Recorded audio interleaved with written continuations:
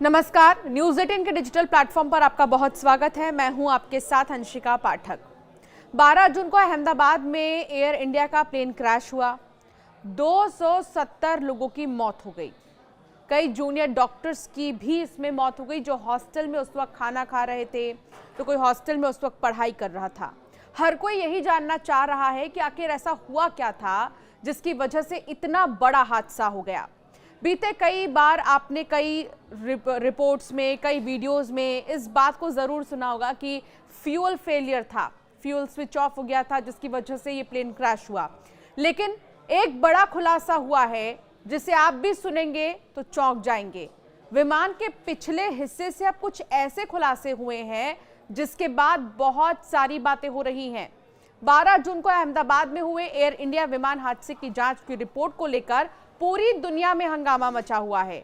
सरदार वल्लभ भाई पटेल अंतर्राष्ट्रीय हवाई अड्डे से उड़ान भरने के महज 26 सेकंड के बाद एयर इंडिया की फ्लाइट AI 171 दुर्घटनाग्रस्त हो गई थी।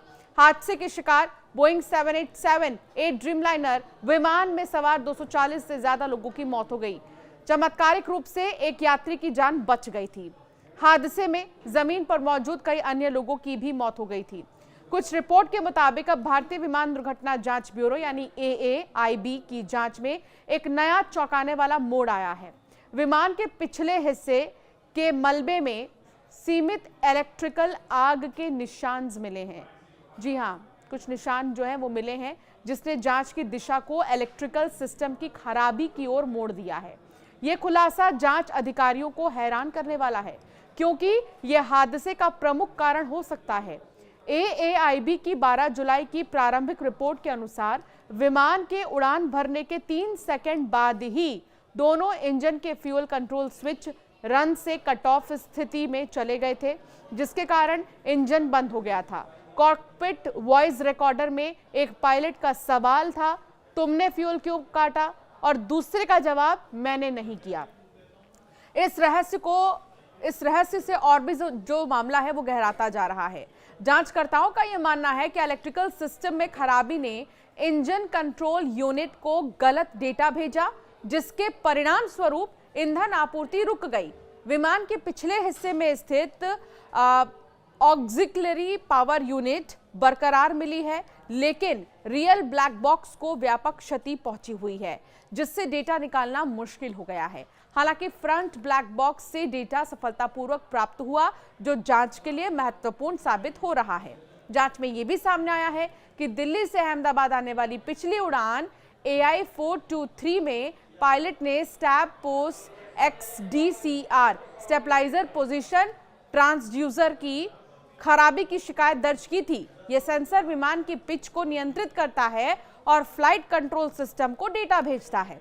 अहमदाबाद में मेंटेनेंस इंजीनियर ने इसकी जांच के बाद उड़ान को मंजूरी दी थी, लेकिन अब जांचकर्ता इस सेंसर की खराबी को व्यापक इलेक्ट्रिकल सिस्टम की समस्या से जोड़ रहे हैं।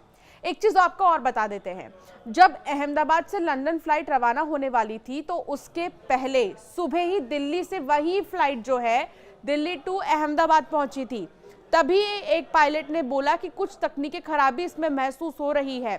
हालांकि फ्लाइट को रवाना होना था जिस समय पर, उससे थोड़े लेट से ही फ्लाइट रवाना हुई है, तो कहा यह जा सकता है कि पहले मेंटेनेंस चेक किया जा रहा होगा। बावजूद इसके कहीं ना कहीं कुछ तो हुआ, जिसकी वजह से बहुत बड़ी लापरवाही जो है या बहुत बड़ा हादसा जो है देखने को मिला है। अब पिछले हिस्से से जो चीज़ें, जो टेक्निकल चीज़ों को देखा जा रहा है, उससे यही जानकारी मिल रही है कि जो इंजन है वो ख़राब हुआ, जिसकी वजह से फ्यूल पहुँच नहीं पाया इंजन तक, और इसीलिए जो है ऑटोमेटिकली स्विच ऑफ हो गया फ्यूल का बटन। हालांकि अब ये देखना होगा, जांच क्योंकि चल रही है, तो और कहां जो है समस्या थी इस फ्लाइट में। पिछले हिस्से के मलबे से मिले सुराग में क्या कुछ पता चला है, ये सबसे पहले आपको बताते हैं। पिछले हिस्से के मलबे में APU मिले हैं। ट्रांसड्यूसर्स और रडर्स को सुरक्षित रखा गया है ताकि इनका विस्तृत विश्लेषण किया जा सके।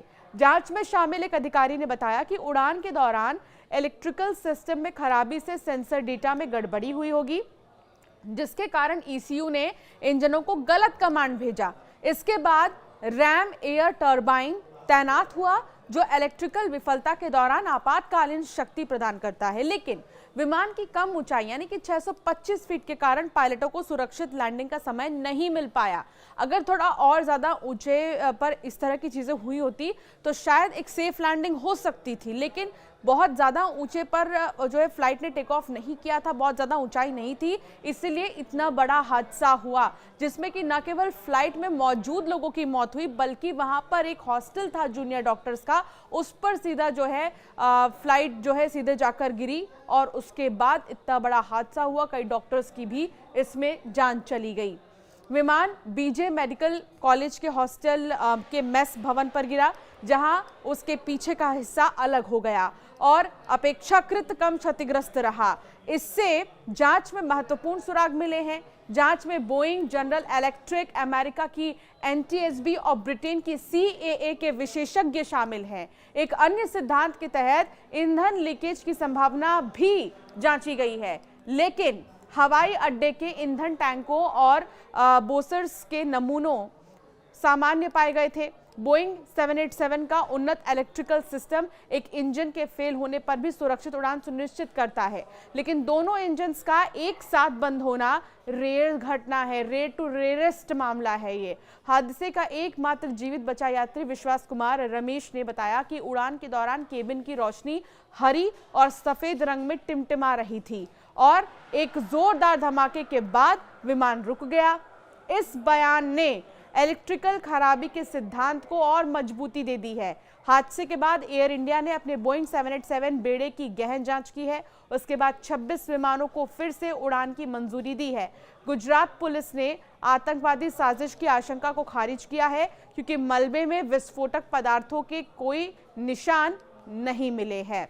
इतना ही नहीं, एक खुशी की बात ये भी आपको बता देते हैं कि इतना बड़ा हादसा हुआ, हालांकि अभी भी जांच चल रही है, कई बड़ी बड़ी टीमें लगी हुई हैं, कई बड़े एक्सपर्ट्स इस मामले में जांच पड़ताल कर रहे हैं, लेकिन 1 अगस्त से जो है ज़्यादातर एयर इंडिया की फ़्लाइट्स उड़ान भरना स्टार्ट कर देंगी और जो लंबी दूरी वाली उड़ानें हैं जिन्हें फ़िलहाल जो है रोक दिया गया है और बहुत सारी उड़ानें अभी हो नहीं रही हैं, चालू नहीं हुई हैं, तो वो अब 1 अगस्त से चालू हो जाएंगी।